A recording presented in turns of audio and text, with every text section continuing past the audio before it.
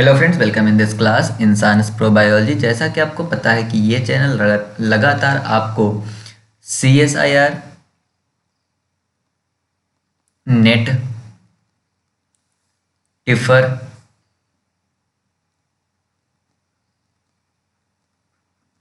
Tipper और इसके अलावा आपको हैदराबाद यूनिवर्सिटी की इंफॉर्मेशंस, HCU और अदर PhD इंट्रेंस एग्ज़ाम की इंफॉर्मेशन आपको प्रोवाइड कर रहा है। तो अगर आपने अभी तक सब्सक्राइब नहीं किया तो चैनल को सब्सक्राइब कर लीजिए, बेल आइकन को हिट कर लीजिए और वीडियोस को देखिए जो हम आपको प्रोवाइड कर रहे हैं। आप हम पे भरोसा रखिए, हम आपका टाइम पास नहीं करेंगे और यूज़फुल वीडियोस को अदर जिस तरह से जितने हम नॉर्मल से नॉर्मल तरीके से हम आपके साथ डिस्कस कर सके वैसे हम आपसे डिस्कस करेंगे। आज जो वीडियो है ये वीडियो हमारा क्या है, Hyderabad university PhD entrance exam सन 2021 का है। कौन सा है? Animal biology. ये जो है आपका ये लास्ट वीडियो है। अभी तक अगर आपने हमारा पुराना वीडियो नहीं देखा है तो आप जो है अभी इस वीडियो में बने रहिए, आपको लास्ट में मिल जाएगा, या फिर आप आई बटन पे क्लिक करके मेरे उस पे प्लेलिस्ट पे चले जाइए, आप वहाँ पे देख लीजिए। वहाँ पे अभी तक मैंने पार्ट ए और पार्ट बी के बाकी सारे क्वेश्चंस को डिस्कस कर रखा है। चलिए, इस क्वेश्चन को सॉल्व करने से पहले हम आपको एक चीज़ बता दें, आपको इन्फॉर्मेशन दे दे। ये क्वेश्चन जो है आपका GPCR से पूछा गया है। ये क्वेश्चन क्या है आपका? GPCR से पूछा गया है। और GPCR में जो पूछा गया है उसको अगर ध्यान में हम रखें तो यह एक बॉक्स हम आपको प्रोवाइड करें। इस बॉक्स में जितना भी है उसको मिनिमम आप याद कर लीजिए। ये आपका नेट और गेट दोनों में, नेट गेट और हैदराबाद यूनिवर्सिटी, अदर कोई भी आप एग्जाम देने जाते हो जहाँ पे GPCR से क्वेश्चन पूछा जाता है वहाँ पे आप इसे बहुत ही ईजिली सोल्व कर सकते हो। तो सबसे पहले जो GPCR है, जो इसमें G प्रोटीन है, वो ट्राइमेरिक प्रोटीन है, G alpha, beta and gamma के साथ। जी जो है वह एक अल्फा है, एक बीटा, एक गामा है। तो हम यहाँ पे लिखेंगे जी अल्फा क्लास। आप इसे चाहे तो आप इसका स्क्रीनशॉट ले लीजिएगा, और अगर आप स्क्रीनशॉट नहीं ले पा रहे हैं तो आप इसे नोट कर लीजिए। यहाँ पे इसका क्या है कि सम मेंबर्स, हमने दूसरे में क्या लिखा? Some members. जो जी आपका यहाँ पे है जी अल्फा, उसके कुछ मेंबर्स हैं उसको।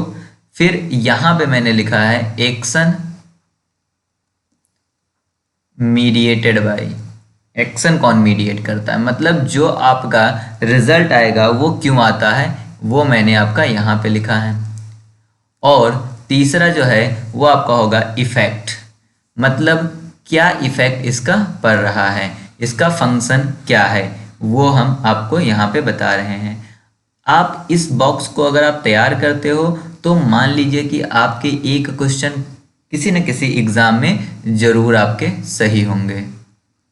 हो सकता है कि इसी साल इसी पेपर में, हैदराबाद यूनिवर्सिटी के पेपर में जो कि 19 तारीख को होने वाला है, उसमें रिपीट हो जाए।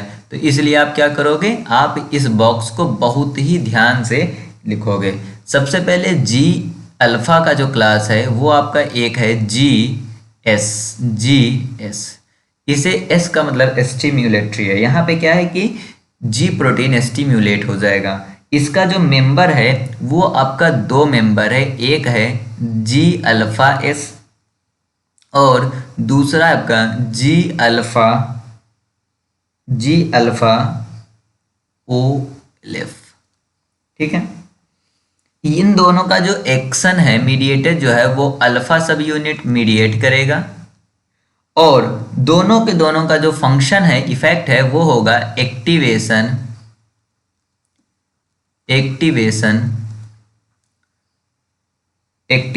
ऑफ एडेनाइल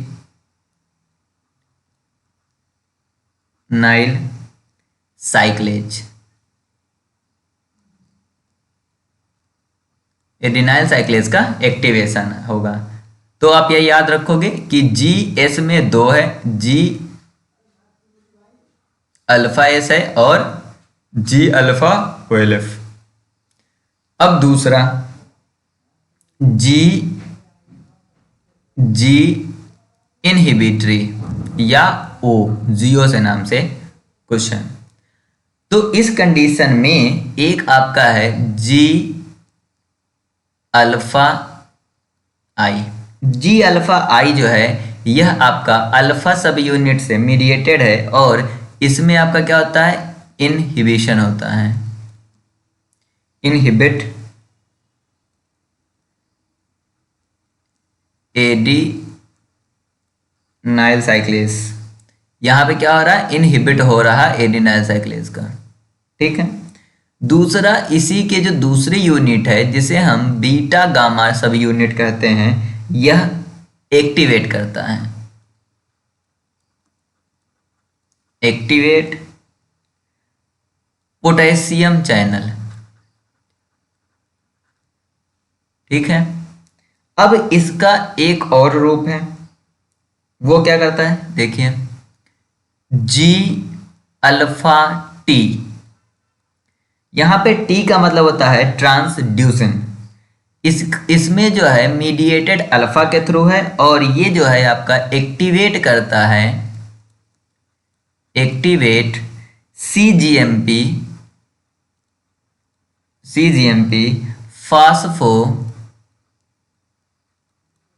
फास्फोडाइएस्टरेज।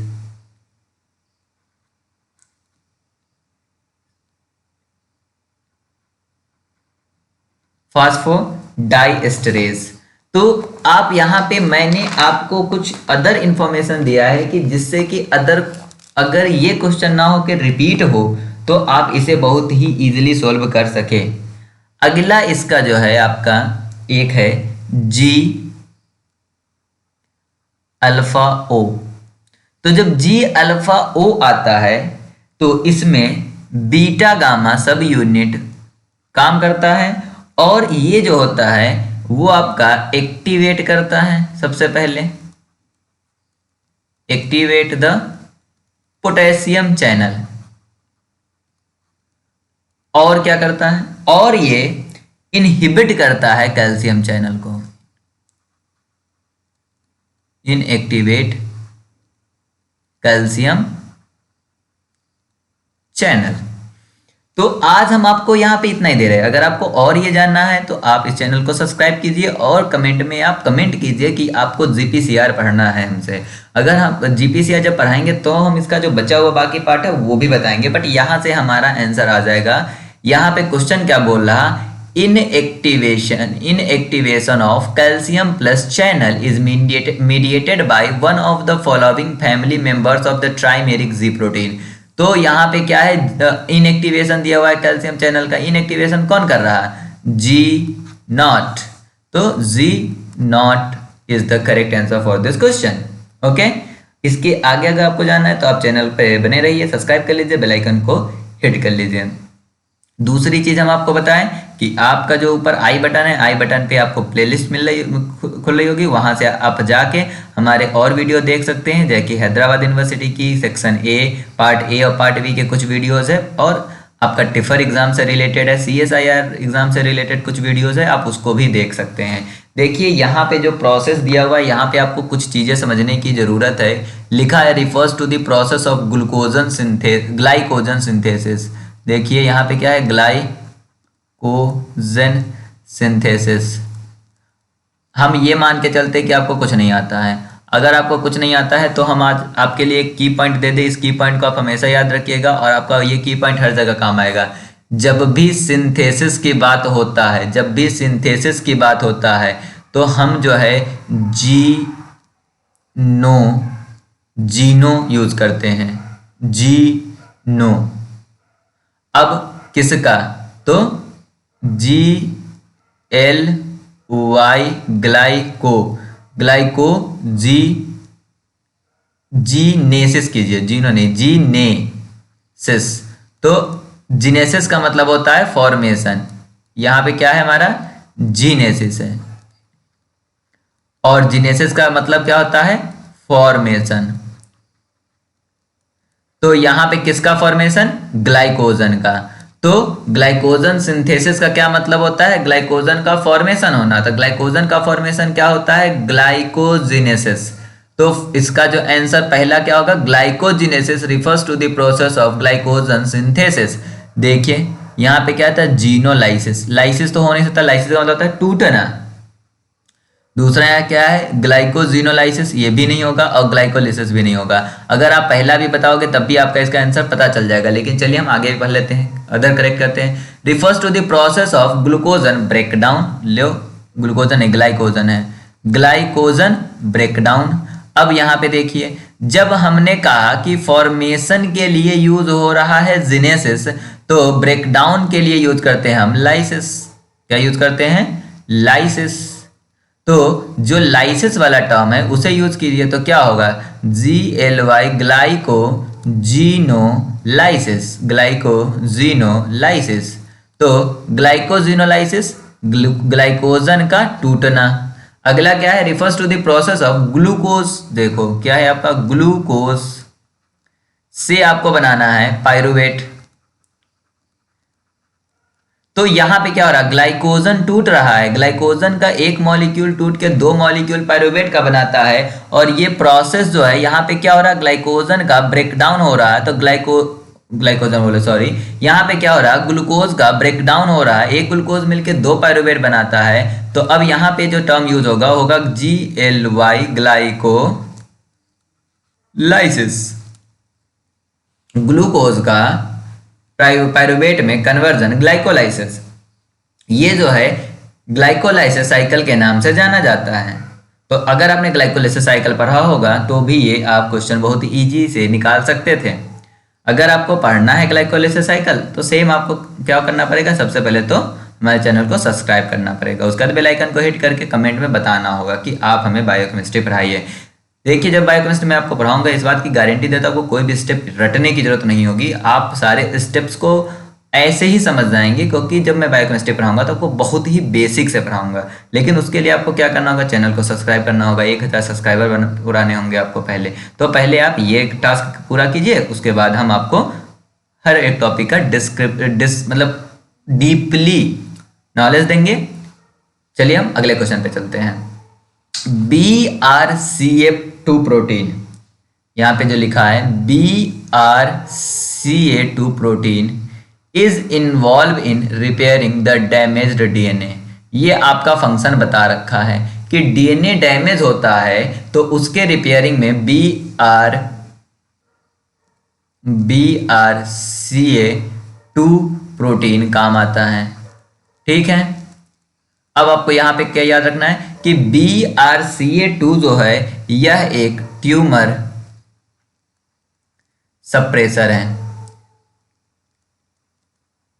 यहीं पे आप याद रख कर लीजिए।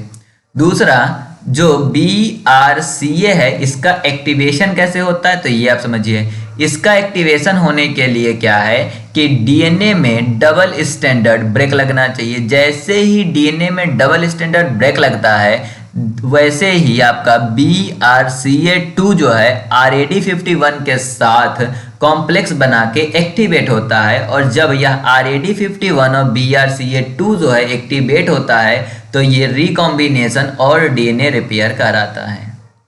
इसका दूसरा तरफ क्या है कि जब डबल स्टैंडर्ड ब्रेक लगता है तो BACH1, BARD1, BRCA1 ये सब के सब कॉम्प्लेक्स बनाते हैं और ATM के द्वारा ये सब के सब फास्फोराइलेटेड होके एक्टिव होते हैं। यहाँ पे सिग्नलिंग, यूबिक्यूटिनाइजेशन और DNA रिपेयर होता है। पर हमने ये कहा कि जब BRCA2 को हम क्या कह रहे हैं, क्वेश्चन में देखिए क्या कह रहा है आपका, BRCA2 का लॉस ऑफ फंक्शन हो जाए, लॉस ऑफ फंक्शन हो जाए।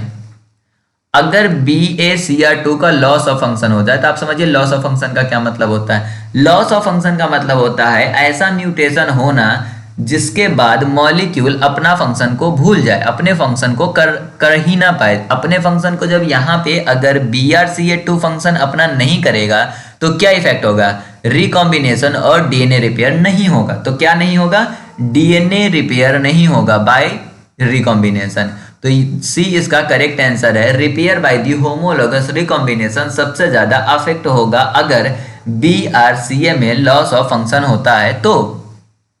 Okay, we will move in the next question. I think आपको समझ में आ रहा होगा, आपको समझ में आ रहा है तो वीडियो को लाइक कर लीजिए और कमेंट किया करो यार। कमेंट करने से क्या होता है, मुझे मोटिवेशन मिलता है, मैं और ज़्यादा वीडियो बनाऊंगा और ज़्यादा मेहनत करूंगा अपने वीडियोस पे। कमेंट ही नहीं करते हो, मज़ा ही नहीं आता। शेयर भी नहीं करते अपने दोस्तों के साथ।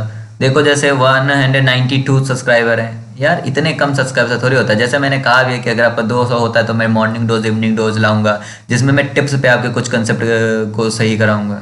लेकिन आप सपोर्ट ही नहीं कर रहे, पता नहीं क्यों।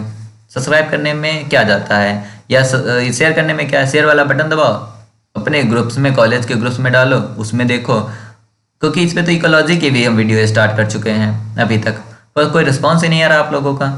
चलिए देखिए, आप तो नहीं कर रहे हो, हम आपका अपना काम करते हैं। लिखा है consider the following statement for spermatogenesis. यहाँ पे स्पर्मेटोजेनेसिस से रिलेटेड कुछ लाइन से दिया हुआ है, हमें क्या बताना है, इनकरेक्ट ढूंढना है। अब देखिए, इनकरेक्ट ढूंढने के लिए हमें करेक्ट पता होना चाहिए, और अगर आप यहाँ से करेक्ट को एलिमिनेट कर दो, इनकरेक्ट आपको ऐसे ही मिल जाएगा। तो हम आपको बताएं, चलिए इसको जब हम स्पर्मेटोजेनेसिस पढ़ाएंगे तो हम इसके हर एक लाइन को बिल्कुल डीप में बताएंगे, लेकिन आज हमें इस क्वेश्चन को सोल्व करना है, इसलिए हम इतना डीप में ना जाके हम आपको एक ट्रिक बताते हैं। स्पर्मेटोजेनेसिस का क्या मतलब होता है, स्पर्म का फॉर्मेशन होना। स्पर्म का फॉर्मेशन का क्या मतलब होता है, स्पर्म का मतलब है हेप्लॉइड गैमीट बनेगा। हेप्लॉइड गैमीट मेल के केस में कैसा बन सकता है, हेप्लॉइड गैमीट में मेल के केस में या एक गैमीट में एक्स होगा या एक गैमीट में वाई होगा। तो एक्स जो होगा यह कहाँ से आ सकता है, यह फादर से भी आ सकता है और मदर से भी आ सकता है, और वाई कहाँ से आएगा, आपका फादर से आएगा। पर दोनों में से कोई एक ही होगा। मतलब क्या है कि यहाँ पे और आएगा, इस दोनों एक साथ नहीं हो सकता। तो अगर आप इसका लास्ट ऑप्शन पढ़ोगे तो वहां पे लिखा है four sperm retain haploid set of chromosome of mixed parental origin. यहाँ पे देखिए मिक्स्ड नहीं हो रहा है, इंडिपेंडेंट ट्रांसमिशन है, इंडिपेंडेंट असॉर्टमेंट है, और आपका क्या है, प्योरिटी ऑफ गैमीट का जो लॉ है, सेग्रीगेशन है, सेग्रीगेशन का लॉ फॉलो होता है। तो यहाँ पे मिक्स्ड तो आएगा नहीं, मिक्स्ड नहीं आएगा तो इनकरेक्ट फोर तो है। तो जहाँ पे फोर नहीं है उसको आप एलिमिनेट कीजिए। मतलब क्या है कि फोर तो गलत ही होना चाहिए। दूसरा देखिए क्या है, तीसरा वाला पढ़ते हैं। Sperm retain haploid set of maternal और पैटर्नल। अब यहाँ पे देखिए क्या दिया है, और का मतलब क्या है कि या मैटरनल होगा या पैटर्नल होगा। यहाँ पे मैंने क्या कहा था कि या मैटरनल एक्स क्रोमोसोम होगा या पैटर्नल एक्स क्रोमोसोम होगा या पैटर्नल वाई क्रोमोसोम होगा, क्योंकि माता में क्या क्या होगा, मम्मी से एक्स एक्स होगा, पापा से हमारा एक्स वाई आएगा। तो यहाँ से या एक्स आ सकता है या यहाँ से हमारा क्या आ सकता है, एक्स और वाई आ सकता है। तो जो स्पर्म होता है उसमें मैटरनल और पैटर्नल क्रोमोसोम होता है। तो ये आपका जो है यह करेक्ट आंसर है। तो जहां जहां थर्ड है वो आपका आंसर नहीं होगा। थर्ड यहाँ है और यहाँ है, जिस कारण से ये तीनों एलिमिनेट हो जाएंगे। जो बचा हुआ ये इनकरेक्ट है। पहला क्या है, maternal paternal chromosome present in the spermatogonial cells. नहीं, ऐसा नहीं होता है। ये क्यों नहीं होता है, जब हम आपको स्पर्मेटोजेनेसिस बताएंगे तब आपको ये समझ में आएगा। ये भी आपका नहीं होता है और तीसरा भी नहीं होता है। आप चैनल को सब्सक्राइब कर लीजिए, बिकॉज मैं इंडोक्राइनोलॉजी से स्पेशलाइजेशन हूँ, इसलिए जब मैं स्पर्मेटोजेनेसिस आपको बताऊंगा तो ये आपके कंसेप्ट क्लियर हो जाएंगे। लेकिन अगर आप सब्सक्राइब नहीं करेंगे तो हम नहीं बताएंगे, सिंपल सी बात है। चलिए अगला क्वेश्चन देखते हैं। A botanist is accidentally expose to the neurotoxin that interfere with tubulin dynamic. देखिए यहाँ पे स्पेलिंग मिस्टेक है, मैंने पेपर से डायरेक्ट कॉपी करा है। तो ये बात है कि मेरे टाइपिंग में मिस्टेक नहीं है, पेपर के टाइपिंग में मिस्टेक है। यहाँ पे न्यूरोटॉक्सिन होगा, यहाँ पे होगा tubulin dynamics. With what effect would you expect at the cellular level with in the first few minute. हमें बताना है। देखिए जब ट्यूबिलिन डायनामिक्स में कोई दिक्कत होगी, अगर ट्यूबिलिन डायनामिक्स में कोई दिक्कत होगी तो आप हमेशा याद रखिएगा कि किसी न किसी के ट्रांसपोर्ट में दिक्कत होगा। अगर ट्यूबिलिन में दिक्कत होती है तो ट्रांसपोर्ट में दिक्कत होगा, और न्यूरॉन्स में, चूंकि न्यूरोटॉक्सिन है तो न्यूरॉन्स में ट्रांसपोर्ट जो होता है वो आपका क्या होता है, वेसिकल्स के रूप में न्यूरोट्रांसमीटर्स का होता है। तो दिक्कत क्या होगी आपका, न्यूरोट्रांसमीटर्स के उसमें। तो और कहाँ पे, जैसे ये हमने कहा, तो ये आपकी सेल बॉडी जो होती है वो एक लंबी सी इस तरह से बनाती है और लास्ट में जाके कुछ इस तरह से टर्मिनल्स बनाते हैं। तो ये जो आपका टर्मिनल्स बना, तो ये जो पार्ट है इसे हम एक्सॉन कहते हैं। तो जब आपका ट्यूबुलिन डायनामिक्स में प्रॉब्लम आएगा तो क्या होगा, transport of the material along the axon जो है इफेक्ट आएगा। तो सेलुलर लेवल पे इफेक्ट ट्रांसपोर्ट का आएगा। हमने यहाँ पे कहा न्यूरोट्रांसमीटर, हो सकता है कि हम न्यूरोट्रांसमीटर देख के आप ये लगा दो, पर रीअपटेक नहीं होगा। यहाँ पे क्या है कि इंटरफेयर हो रहा है ट्यूबुलिन डायनामिक्स का, तो रीअपटेक कैसे होगा, रीअपटेक के लिए तो इसका एक्टिव होना जरूरी है ना, इसका इंटरफेयर होना जरूरी नहीं है, एक्शन पोटेंशियल नहीं, क्योंकि न्यूरोटॉक्सिन जो होती है वो यहाँ पे जब ट्यूबुलिन में कर रही है तो आपका एक्शन पोटेंशियल को जनरेट नहीं करेगा। एक्शन पोटेंशियल जनरेट होने के लिए क्या है, आपका आयन चैनल्स का ओपन होना जरूरी है। मूवमेंट ऑफ द के जब आयन चैनल इन्वॉल्व भी नहीं हो रहे हैं तो ये भी नहीं होगा, तो आपका बचा क्या, transport of the material along the nucleus. सन 2020 का आज आपका पेपर पूरा खत्म हो जाएगा, तो इसलिए अगर आप अभी तक नहीं हमारे सारे वीडियो देखे हैं तो आप आई बटन पे क्लिक करके जा सकते हैं, नहीं तो आपको इस वीडियो के लास्ट में मिल जाएगा। वहां से आप हमारे प्लेलिस्ट में जाइए और इसके सारे वीडियोस को देखिए। आप इसके पर्टिकुलर नोट्स बनाइए, क्योंकि मैंने इस वीडियो में आपको इन्फॉर्मेशन ज़्यादा दिया है। हर एक क्वेश्चन में मैंने मैक्सिमम इन्फॉर्मेशन दिया है, जिससे कि आपके अनदर कंसेप्ट क्लियर हो और आप ज़्यादा क्वेश्चंस को टारगेट कर सकें। नेक्स्ट क्वेश्चन देखिए क्या है हमारा, major structure of integumentary systems. Integumentary systems का मतलब है the system which is comprises the skins. तो स्किन से रिलेटेड जो है वो आपका आंसर होगा। स्किन से रिलेटेड एक ही ऑप्शन यहाँ पे दे रखा है, सीधे स्किन दिया हुआ है सी में, बाकी कहीं भी स्किन दिया नहीं है। बाकी स्किन, नेल और हेयर, ये तीनों जो होता है इंटेगुमेंट्री सिस्टम के क्वेश्चन होते हैं। अगर सिंपल से भी बुक अगर आप कोई पढ़े होंगे जूलॉजी की, जैसे जो आपका है आर्डिबांस हो गया या फिर आर्डिबांस इनवर्टिब्रेट के, पर जूलॉजी कोटपाल की अगर आप वो पढ़े होगे तो वहाँ पे भी इंटेगुमेंट्री सिस्टम दिया है, या कॉर्डम की बुक हो गई उसके अंदर भी इंटेगुमेंट्री सिस्टम दिया है। इंटेगुमेंट्री सिस्टम के अंदर स्किन, नेल और हेयर होता है। तो ये बहुत छोटा सा था, इसमें कोई ज़्यादा वो नहीं था, इसलिए मैंने इसमें कोई भी आपको अदर इन्फॉर्मेशन नहीं दिया। हाँ, यहाँ देखिए इन द लेफ्ट हेमिस्फीयर, यहाँ पे लेफ्ट हेमिस्फीयर की बात हो रही है। ब्रोका एरिया जो है, देखिए दो बहुत ही अच्छे क्वेश्चंस हैं जो कि पूछ लिए जाते हैं। ब्रोका एरिया और इसी के साथ एक और है, उसे हम बोलते हैं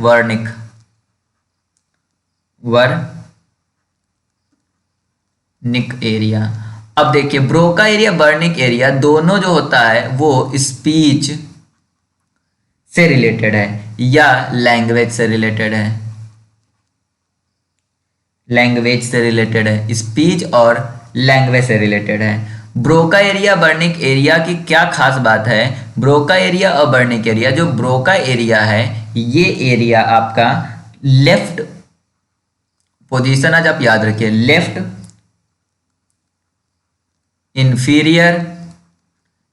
inferior frontal gyrus, left inferior frontal gyrus के पास होता है ब्रोका एरिया। दूसरा आपका वर्निक एरिया जो है ये आपका लेफ्ट पोस्टीरियर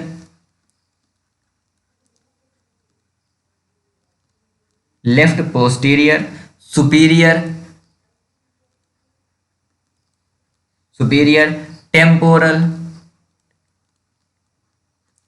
टेम्पोरल गायरस से रिलेटेड होता है। तो यहां पे सीधे पूछा गया था ब्रोका एरिया रिलेटेड टू, तो इसका आंसर स्पीच है। ब्रोका एरिया स्पीच से रिलेटेड होता है। We will on the 68। देखिए अब यहाँ पे है, which of the following trace minerals is essential require for thyroid hormone production in addition to iodine. देखिए अब यहाँ पे खास बात है कि यहाँ पे आपका बहुत ही सिंपल है क्वेश्चन है, इससे ज्यादा सिंपल कोई क्वेश्चन नहीं हो सकता। अगर इसको कॉम्प्लेक्स ही बना सकते थे तो अगर इसमें जिंक भी दिया होता तो बहुत ही ज्यादा कॉम्प्लेक्स था, बट यहाँ पे सीधे उन्होंने सेलेनियम दे रखा है, और सेलेनियम जो होता है यह एक कोफैक्टर की तरह काम करता है। किसका? डी आयोडीनेस एंड टीपीओ एंजाइम के अंदर। टीपीओ एंजाइम और डीआयोडीनेज एंजाइम के अंदर सिलेनियम कोफैक्टर की तरह काम करता है, तो इसलिए सिलेनियम ही जो है वो थायराइड हार्मोन प्रोडक्शन और मेटाबॉलिज्म में बहुत ही ज़्यादा इसेंशियल रिक्वायरमेंट होगा। कोफैक्टर अगर ये नहीं होगा तो वो एक्टिव ही नहीं होगा। ये आपका क्वेश्चन बहुत ही सिंपल है, ये सिर्फ कंसेप्ट पे है और कुछ नहीं है। यहाँ पे लिखा है क्वांटल। क्वांटल ट्रांसमिशन क्या होता है? अगर आपने 12th पढ़ा है जिसमें आपने क्वांटम थ्योरी पढ़ी है, क्वांटम थ्योरी क्या करती है कि एनर्जी जो होता है वो पैकेट के रूप में आता है, वो भी कौन से पैकेट? डिस्क्रीट पैकेट के रूप में। तो ट्रांसमिशन के लिए हमारे बॉडी में न्यूरॉन्स में ट्रांसमिशन के लिए यूज होता है न्यूरोट्रांसमीटर। और न्यूरोट्रांसमीटर जो होता है वो क्वांटम के रूप में या डिस्क्रीट पैकेट के रूप में रिलीज हो तो उसे हम क्वांटल ट्रांसमिशन कहते हैं। तो यहाँ पे क्वेश्चन था क्वांटल ट्रांसमिशन क्या होता है, तो सिंपल था, release of the neurotransmitter in the discrete packet. Packet के अंदर डिस्क्रीट रूप से रिलीज होना, हम डिस्क्रीट पैकेट के रूप में किसी भी चीज का मूव करना क्वांटम कहलाता है। क्वांटम एनर्जी, अगर वो एनर्जी पैकेट के रूप में मूव किया तो उसे क्वांटम एनर्जी कहेंगे। अगर हमारा न्यूरोट्रांसमीटर पैकेट के रूप में रिलीज हो तो उसे हम क्या कहेंगे? ट्रांसमिशन कहेंगे। कौन सा ट्रांसमिशन कहेंगे? क्वांटल ट्रांसमिशन कहेंगे। We will on the last question of this exam on this paper. So अगर अभी तक आपने चैनल को सब्सक्राइब नहीं किया है, वीडियो को आपने लाइक नहीं किया है, पुराने वीडियो आपने नहीं देखा है, तो आप वीडियो पे जाइए और वीडियो को देखिए। आप देखिए, कंफर्म आपके कंसेप्ट क्लियर होंगे। नहीं होंगे तो आप हमें बताइएगा, हम दोबारा करेंगे। आपको किसी भी क्वेश्चन में इसमें से अगर दिक्कत है उस क्वेश्चन को आप तुरंत पिन कीजिए, कमेंट कीजिए, हम आपको बताएंगे। अब यहाँ पे कुछ चीज़ें हैं, आप चलिए यहाँ पे हम इन सबको पहले एक बार देख लेते हैं कि ये सब है क्या, उसके बाद हम क्वेश्चन पढ़ेंगे। सबसे पहले है क्लीव्ड, PARP। अब आप यहीं पर ध्यान रखिए, PARP का फुल फॉर्म होता है poly ADP ribose polymerase.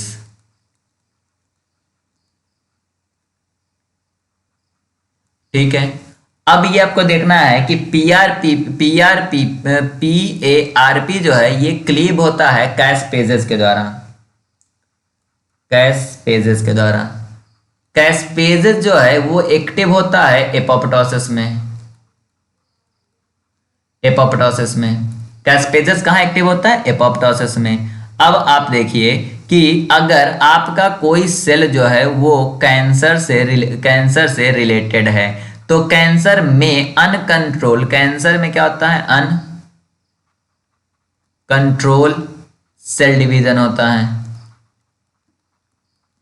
Uncontrol cell division होता है कैंसर के अंदर, अनकंट्रोल सेल डिवीजन होता है। अगर अनकंट्रोल सेल डिवीजन है मतलब क्या है? एपोप्टोसिस नहीं हो रहा होगा, तभी तो अनकंट्रोल सेल डिवीजन होकर ट्यूमर बनाएगा। अगर एपोप्टोसिस हो रहा होता तो वो जो है सेल डिवीजन अनकंट्रोल होता ही नहीं और ट्यूमर बनता ही नहीं, तो एपोप्टोसिस भी नहीं होगा। अगर एपोप्टोसिस यहाँ नहीं होगा तो कैस्पेज का, चूंकि एपोप्टोसिस नहीं हो रहा कैंसर वाले सेल में, तो यहाँ पे कैस्पेजेस का भी एक्टिवेशन नहीं होगा। अगर कैस्पेजेस का एक्टिवेशन नहीं होगा तो क्लीव्ड PRPP का कंसंट्रेशन कम हो जाएगा। किस वाले सेल में कम हो जाएगा? कैंसर वाले में।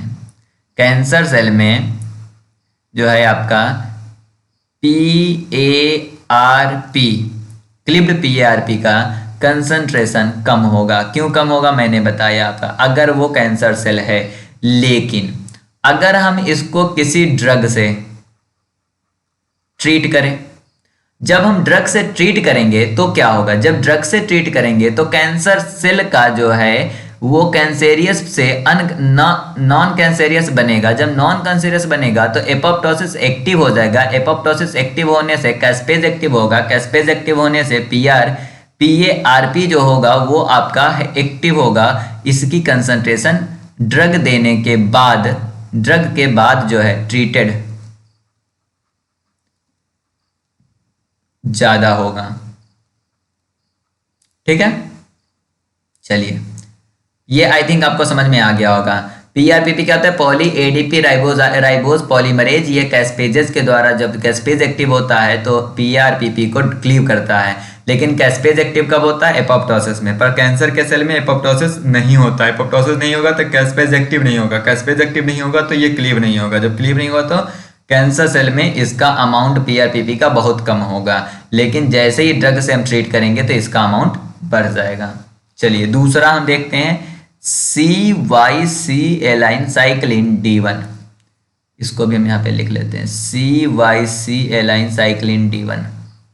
ये था नेट में भी पूछा जा चुका है, इसलिए आप इसको ध्यान से समझिएगा।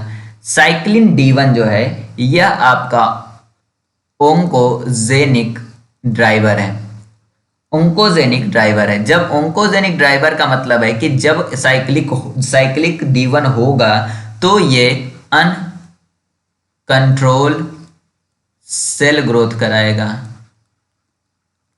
अनकंट्रोल सेल ग्रोथ कराएगा मतलब कैंसर को कॉज करेगा। तो अगर कोई कैंसेरियस सेल है जो कैंसर से ग्रसित है, वहां पे ड्राइवर ज्यादा होता है। जब कैंसर से ग्रसित है तो ड्राइवर ज्यादा होगा, तभी तो कैंसर हो रहा, क्योंकि ड्राइवर है तभी कैंसर हो रहा। दूसरा, जब हम ट्रीट कर देंगे तो अब ड्राइवर कम होना चाहिए, मतलब ड्राइवर साइक्लिन D जो है वो कम अमाउंट में होना चाहिए। चलिए हम अब अगले की तरफ मूव करते हैं, जो कि आपका PTEN है, P10। ये जो होता है ये आपका ट्यूमर सप्रेसर होता है, ट्यूमर सप्रेसर है। अब देखिए ट्यूमर सप्रेसर है, कैंसर सेल में ट्यूमर का सप्रेसर अगर हो रहा होता तो कैंसरियस हो ही नहीं सकता था। तो अगर हम PTEN की बात करेंगे तो यहाँ पे अगर कैंसर सेल है तो P10 जो है वो कम अमाउंट में होगा। अगर कैंसर सेल है तो P10 जो है वो कम अमाउंट में होगा। लेकिन जब हम ड्रग दे देंगे तो वो सेल नॉर्मल हो जाएगा, तो P10 जो है वो ज्यादा अमाउंट में होगा। क्यों? क्योंकि ये कैंसर उसको सप्रेस करेगा। अगला हमारा जो है वो है सोनिक हेडहॉग। अब ये समझिए यह एक सिग्नलिंग मॉलिक्यूल है, और अगर इसका एक्सप्रेशन मैक्सिमम होता है मतलब वो सेल कैंसेरियस है। तो अगर कैंसर है तो किसी सेल में, तो सोनिक हेडहॉग का अमाउंट ज्यादा होगा, पर जब हम ट्रीट कर देंगे तो इसका अमाउंट कम हो जाएगा। अब आप यहाँ पे मिक्स देख लीजिए कि कौन सा आपका मैच कर रहा है। क्लिप्ड PRP जो है वो किस में ज्यादा होगा? क्लिप्ड PRP जो है ट्रीटेड में ज्यादा होगा। ट्रीटेड कौन सा है आपका? ये है ट्रीटेड और ये है कंट्रोल, तो ट्रीटेड में ज्यादा होगा। यहाँ चलिए ट्रीटेड में ज्यादा है, ये भी आपका ट्रीटेड में ज्यादा है, ये भी आपका ट्रीटेड में ज्यादा है, पर यहाँ पे कम है, मतलब D नहीं होगा। चलिए साइक्लिन D1 हमने क्या कहा? ओंकोजेनिक ड्राइवर है, अनकंट्रोल सेल ग्रोथ को प्रमोट करता है। मतलब साइक्लिन D1 जो होगा कैंसेरियस सेल में ज्यादा होगा, ट्रीटेड में कम होगा। यहाँ पे क्या कर रखा है इन्होंने? ट्रीटेड में ज्यादा दे रखा, इसको भी हटाइए। यहाँ पे ट्रीटेड में ज्यादा दे रखा है, इसको भी हटाइए। बचा आपका एक ही पास आंसर C। यहाँ पे देखेंगे, यहाँ पे देखिए ट्रीटेड में कम है साइक्लिन D। P10 जो है आपका किसमें? ट्रीटेड में ज्यादा होना चाहिए। P10 देखिए ट्रीटेड में ज्यादा है, और आपका है सोनिक हेडहॉग ट्रीटेड में कम होना चाहिए। सोनिक हेडहॉग ट्रीटेड में कम है, और कंट्रोल में दोनों लोडिंग कंट्रोल सेम होना चाहिए, दोनों सेम है, मतलब C is the correct answer. अगर आपको वीडियो समझ में आया है तो आप चैनल को सब्सक्राइब कीजिए, वीडियो को लाइक कीजिए, और आप क्या कीजिए हमें कमेंट करके बताइए कि आपको कौन सा क्वेश्चन इस 70 में नहीं समझ में आया। आज मैंने पूरा का पूरा 70 आपके सामने बिल्कुल उधेड़ के रख दिया है। अगर इसके बाद भी अगर आपको ये पेपर नहीं समझ में आ रहा तो फिर तो आपको हमारे चैनल पे बने रहने की ज़रूरत है, क्योंकि अगर आप इस चैनल पे 3 महीना भी बने रहते हैं, आप इस क्वेश्चन की एनालिसिस से देखिए, इससे आप देखिए कि हम आपको कैसे पढ़ा रहे हैं। अब आपको जो मैं इकोलॉजी का पोर्शन शुरू किया हूँ वो मैंने बेसिक से शुरू किया है, तो आप सोचिए कि मैं 2 महीने में उसको किस लेवल तक ले जाऊँगा। तो आप इस चैनल को सब्सक्राइब कीजिए, बेल आइकन को हिट कीजिए, और बाकी आई बटन पर क्लिक करके मेरे बाकी जो बचे हुए वीडियोज़ है वो देखिए। Thank you for watching this video.